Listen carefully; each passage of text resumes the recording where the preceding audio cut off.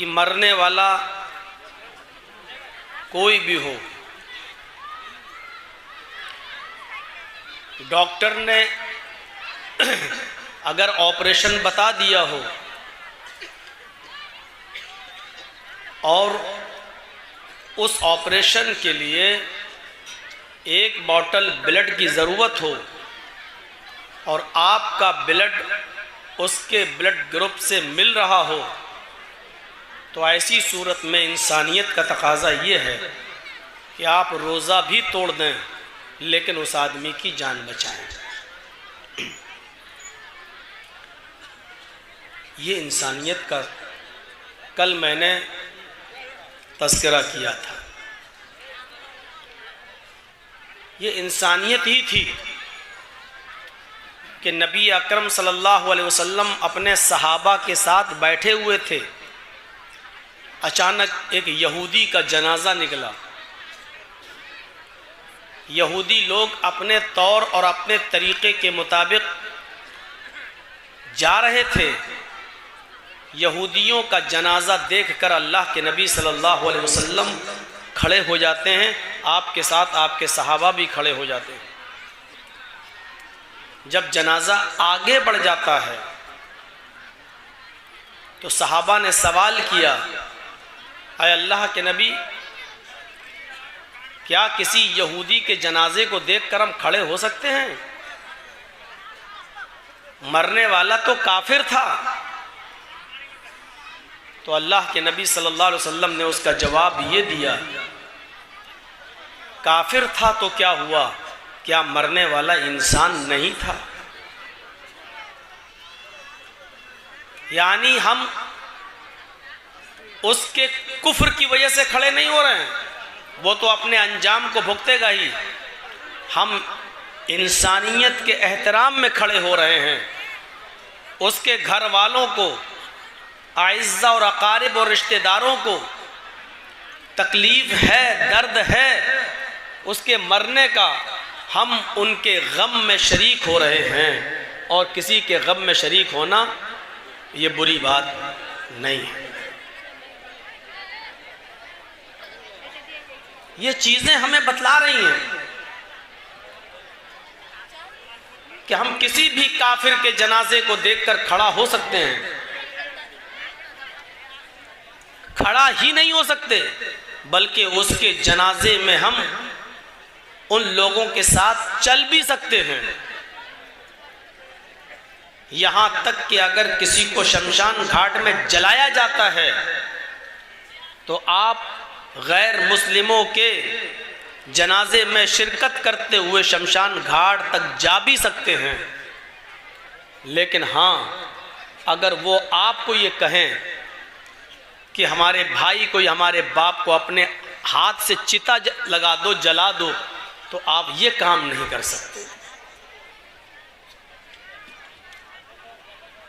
क्योंकि जलाने से रोका गया है। लेकिन जहां तक वो जा रहे हैं उनके जनाजे में शिरकत कर सकते हैं। ये इंसानियत है।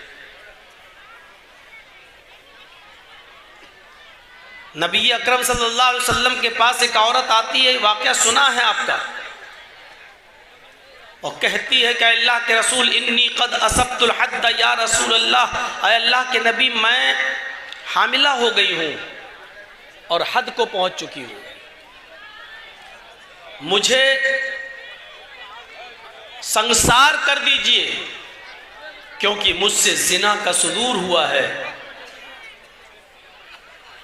और जिना की पैदावार मेरे पेट में है। यानी किसी चरवाहे ने जंगल के मेरे साथ जिना किया है और उसका हमल मेरे पेट में रह गया है। इस्लाम का अगर आप मुताला करें तो आपको इस बात का इल्म होगा कि इस्लाम ने इतनी बंदिशें लगा दी हैं कि कोई शख्स किसी दूसरे के बच्चे को अपना बच्चा न कह सके, हसब और नसब खल्त मल्त न हो। आप अगर जायजा लेंगे तो अकल दंग रह जाती है।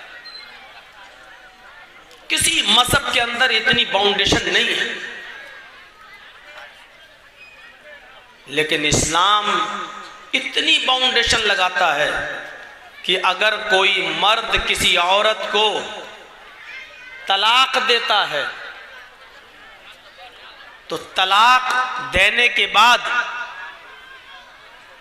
और तीसरी तलाक जो तीसरे महीने में दी जाएगी, उस तलाक के देने के बाद से ही उस औरत की इद्दत शुरू हो जाएगी और 3 महीने वो इद्दत गुजारेगी और तीसरे महीने में दी हुई तीसरी तलाक के बाद अब वो औरत आपके लिए कभी भी किसी भी सूरत में हलाल नहीं हो सकती। पहली तलाक जब आपने दी तो आपको हक था रुजू करने का, दूसरे महीने में दूसरी तलाक दी तब भी आपको हक था उस औरत को रुजू करने का,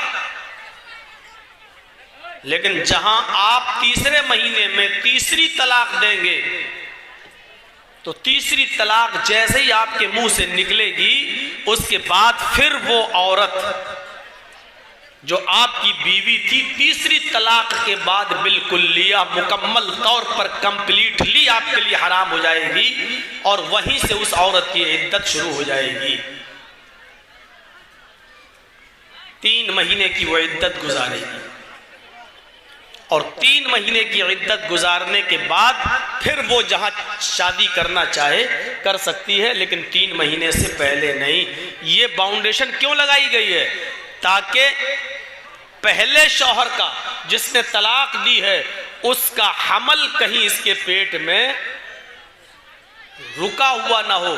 ऐसा ना हो कि ये किसी और से शादी कर ले और वो शौहर भी इससे जिस्मानी ताल्लुकात कायम कर ले और जब बच्चा पैदा हो तो तलाक दी हुई तलाक देने वाले आदमी और उसके घर वाले ये कहें कि ये बच्चा तो मेरा था और जिसने उससे निकाह किया है वो ये कहे कि ये बच्चा मेरा था। इस झगड़े को भी खत्म कर दिया और 3 महीने की इद्दत औरत को गुजारने का हुक्म इसलिए दिया ताकि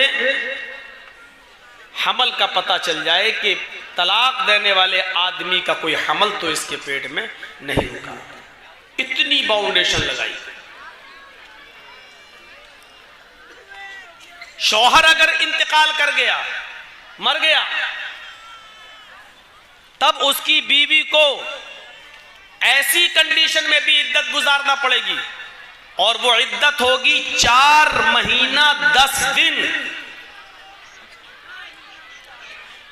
मगरिब की अजान से पहले शौहर का इंतकाल होता है तो वो पहला दिन माना जाएगा। मगरिब की अजान के बाद किसी का इंतकाल होता है तो दूसरा दिन जब सुबह शुरू होगा तो वो पहला दिन माना जाएगा।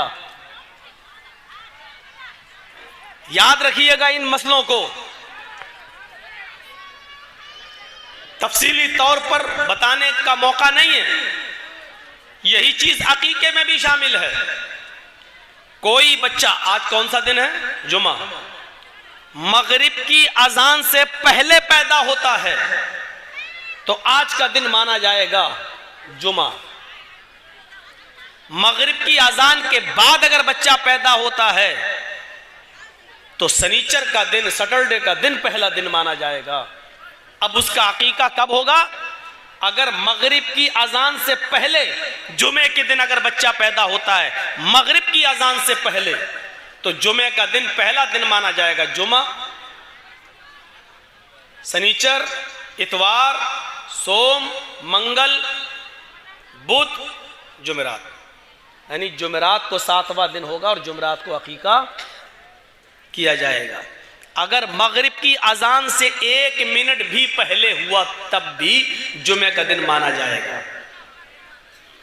मगरिब की अजान के बाद होता है तो तारीख चेंज हो चुकी है, अब सैटरडे को पहला दिन माना जाएगा।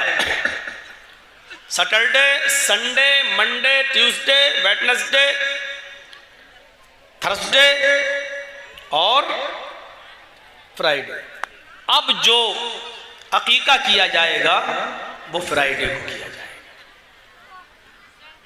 ऐसे ही इद्दत है, 4 महीना 10 दिन औरत जो इद्दत गुजारेगी शौहर के मर जाने के बाद, मगरिब से पहले शौहर का इंतकाल हुआ तो ये उसका पहला दिन माना जाएगा। और यहां से अरबी महीनों की गिनती गिनी जाएगी। 29 का चांद होगा तो 29 का महीना माना जाएगा, 30 का चांद होगा तो 30 का महीना माना जाएगा। और ऐसे 4 महीने 10 दिन इद्दत गुजारने के बाद जिस दिन 4 महीना 10वां दिन जिस दिन होगा, वो 10वां दिन पूरा करने के बाद मगरिब की नमाज के बाद उस औरत की इद्दत खत्म हो जाएगी।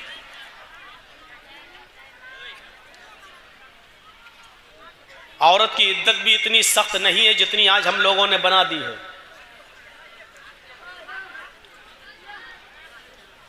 उसको घर से बाहर नहीं निकलने दिया जाता है। जिसका शौहर इंतकाल कर जाए उसको अपने घर की छत पर खड़ा नहीं होने दिया जाता है।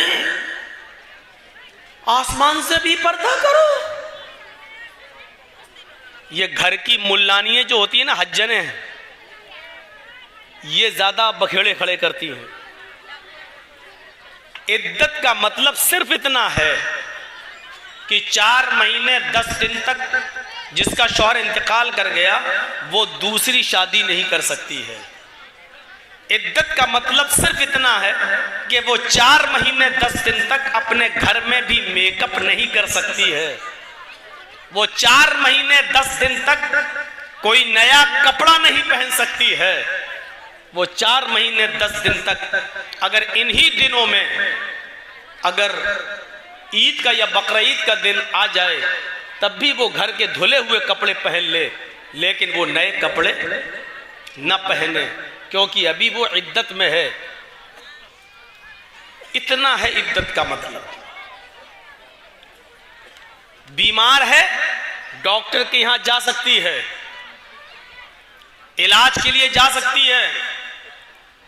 उसके घर में कोई आदमी, उसका भाई या बाप बीमार हो जाए तो वो अपने ससुराल से, शौहर के घर से अपने मायके में भी जा सकती है, अपने बाप को देखने, अपने भाई को देखने, अपनी बहन को देखने वो जा सकती है। पर्दा जिन लोगों से अब है उस वक्त भी रहेगा। इसके अलावा इद्दत की और कोई मखसूस हैसियत नहीं है कि हम उसको घर की 4 दीवारी में ऐसे कैद कर दें, ऐसे कैद कर दें कि उसको घर के दरवाजे के बाहर तक ना जाने दें। नहीं, तुम इद्दत के अंदर हो। ये औरत के ऊपर जुल्म है, जुल्म है। 4 महीने 10 दिन की इद्दत यहां गुजारेगी। क्यों? 4 महीने 10 दिन के बाद दूसरी शादी करेगी। उसकी वजह क्या है? ताकि उसके पेट में पहले शौहर का अगर हमल होगा तो पता चल जाएगा, और दूसरी शादी अगर कर भी लेती है तो दूसरा शौहर 4 महीने 10 दिन के बाद तो जो बच्चा पैदा होगा वो दूसरे शौहर का माना जाएगा।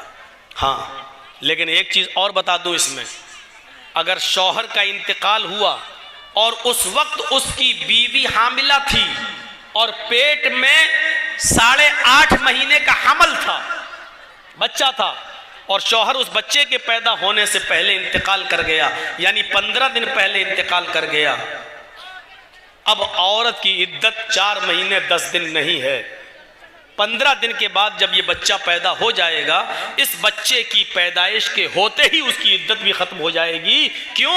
इसलिए कि उसकी इद्दत अब करने की जरूरत नहीं है, वो बच्चा पैदा हो चुका है, और बच्चा पैदा हो जाने का मतलब यह है कि ये उसी मरे हुए बाप का बेटा है। अब वो औरत 15 दिन के बाद, बच्चा पैदा करने के बाद इद्दत के दिनों से खत्म हो चुकी है। अब वो जहां शादी करना चाहे वो कर सकती है। अब इस औरत की इद्दत 4 महीने 10 दिन नहीं होगी। लेकिन अगर शौहर इंतकाल किया हुआ है और उस वक्त उसकी बीवी के पेट में बच्चा था, 1 महीने का हमल था, तो अब इस औरत की मुद्दत बढ़ जाएगी, इद्दत। अब ये पूरे 9 महीने तक, जब तक तक बच्चा पैदा नहीं हो जाता है तब तक वो इद्दत करेगी। यानी 8 महीने और बाकी रह गए हैं उस बच्चे के पैदा होने में, अब वो 8 महीने तक इद्दत करेगी। इद्दत का मतलब ये है कि वो 8 महीने तक जब तक बच्चा पैदा ना हो जाए तब तक वो दूसरी शादी नहीं करेगी। यहां से आप अंदाजा लगा सकते हैं कि बच्चे को नाजायज बाप का लक़ब ना मिले या वो नाजायज बच्चा ना कहलाए, इससे बचाने के लिए अल्लाह के रसूल ने कितनी बाउंड्रीज लगाई हैं और कितनी दीवारें खड़ी कर दी हैं। इससे आप अंदाजा लगा सकते हैं इन पाबंदियों पर अमल करते हुए क्या कोई नाजायज बच्चा पैदा हो सकता है?